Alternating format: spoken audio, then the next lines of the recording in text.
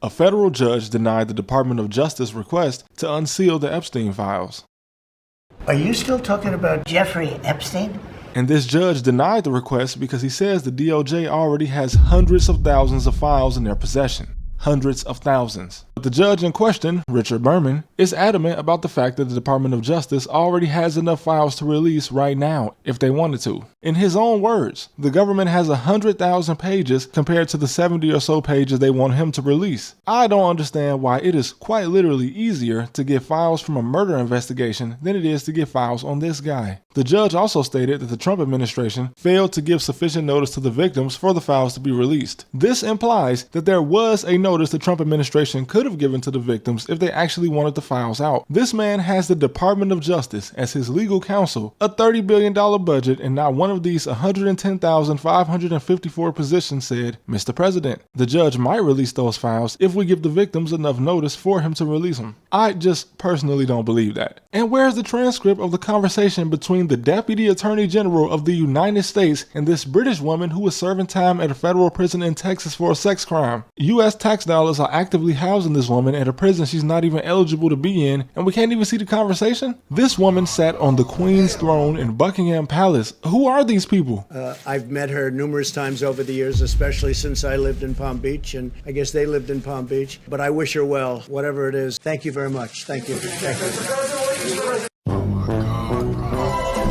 First of all, why the hell was she in New Hampshire when she got initially arrested? Prince Andrew invited her into Buckingham Palace. Surely if she had just gone back to the UK, she wouldn't even be in prison. But she apparently has a $1 million estate in Bradford, New Hampshire, where the FBI caught her. And would you look at that? How nice of her to be waiting just a 5-hour drive from Brooklyn where she would eventually have court. And this is a woman who has citizenship in 3 different countries. And if you count all of the states and territories that make up the United Kingdom and France, she could have possibly been staying at a total of 30 different countries and territories. Why? Why would she just be sitting at her house in New Hampshire when she could have been in any one of these places out of the reach of the FBI? Now this was 2020, okay? Epstein had already been in prison and died before she even got arrested. And she was in driving distance of the federal court. From 2019 to 2020, it was even reported that she was in hiding before she was ever caught. She was under investigation in the U.S. Virgin Islands, which is a U.S. territory. And again, she could have just left this part of the planet. But for some reason, she decided that since she was being investigated 1,700 miles away from the federal court in Brooklyn, she would just make it easier and shorten that distance to less than 300 miles. Everything about her case and imprisonment just seems suspicious. Now what I'm about to say is a bit of a reach, but it's almost like her entire reason to be in custody is just to say Donald Trump did nothing wrong. Surely the Trump administration is not as short-sighted as they seemed. Since the beginning, I wondered, why would they even say anything publicly about releasing any files from the Epstein case if they know he was a close associate of Donald Trump? But who would sound more convincing in saying that Donald Trump never participated in anything? Jeffrey Epstein or Ghislaine Maxwell? Again, the prison she's being housed in is not even eligible for people serving more than 10 years. How was she in there on a 20-year sentence? It's almost like she's not going to serve that 20 years and she knows it. Now, there was an article from the Daily Mail that claimed while she was in prison before Donald Trump was reelected, a woman named Caroline Camoli, who says she was housed at a prison in Florida with Maxwell before she was transferred to Texas, she says that she overheard Maxwell telling another inmate that she tried to give Joe Biden dirt on Donald Trump in exchange for a presidential pardon. Now, just based off the impact of saying something like this and the alleged witness saying that it's just a conversation she overheard, it's not easy to take this statement as a fact, but I will say 2 things that make it seem possible is that 1, I have never heard about this claim until I did my research, even though this is something that should be front page news, and the mystery meeting between Trump's Deputy Attorney General and Maxwell that took place where she received limited immunity for the meeting. Now, normally immunity would be given to a person testifying against a co-defendant, but the only co-defendant she would have had has already been dead for 6 years, and the only person in trouble is her, and she's already been sentenced. There is no criminal case ongoing. What is this meeting for? We are actively being called idiots. Is this why school in America is so bad? Were we conditioned to be morons? Nobody is asking why she was even being interviewed. She is serving a sentence already. When in the history of the United States of America has a person tried and convicted of a crime like this ever had a meeting with the Department of Justice? Bro, I'm pretty sure we didn't even do this with actual terrorists. And to think that before this, I was worried about Diddy getting a pardon, but I'm not even sure Diddy knows enough information to get one, or that he's made the right connections. Because out of all the people that these two have been pictured with, I actually couldn't find a single picture of them with Diddy, which is surprising. But seriously, was this all just part of the plan? Jeffrey Berman was the Attorney General for the Southern District of New York, and he's the guy that led the unit that arrested Jeffrey Epstein. But the very next year, Trump fired him,